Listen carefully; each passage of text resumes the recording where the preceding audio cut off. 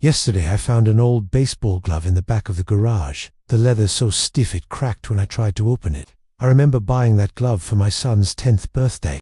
I didn't get him the soft, professional one he'd asked for. I got him the hardest, cheapest cowhide I could find. I told him, life doesn't give you head starts, son. You earn your comfort. I was so proud of my tough love approach. I thought I was forging a man who wouldn't break.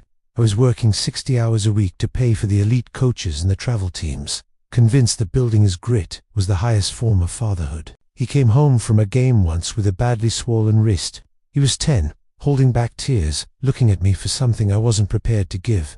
I didn't offer a hug or a seat on the couch. I just pointed at that stiff glove and told him to go out back and play catch with the brick wall until he stopped flinching. I told him pain was just a distraction and he was currently letting it win. I thought I was teaching him resilience. He didn't argue. He just walked out to that wall and stayed there until it was too dark to see the ball. That was the last time he ever showed me he was hurting. He became the unbreakable man I demanded he be. He never complained about his grades, his coaches, or his broken bones. But he also stopped coming to me for anything else. He realized that my approval was a mountain he had to climb, and he was tired of the altitude. He learned that to be strong meant he didn't need me, and eventually, he started to believe it. Now, he's a high-level executive in a city 3 states away.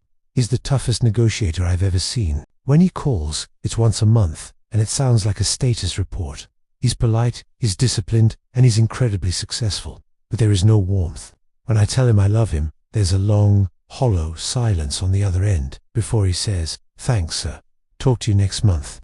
I succeeded. I made him unbreakable. But I forgot that things that don't break also don't bend. And they certainly don't reach out to hold your hand when the house gets quiet and you finally have the time you never gave them.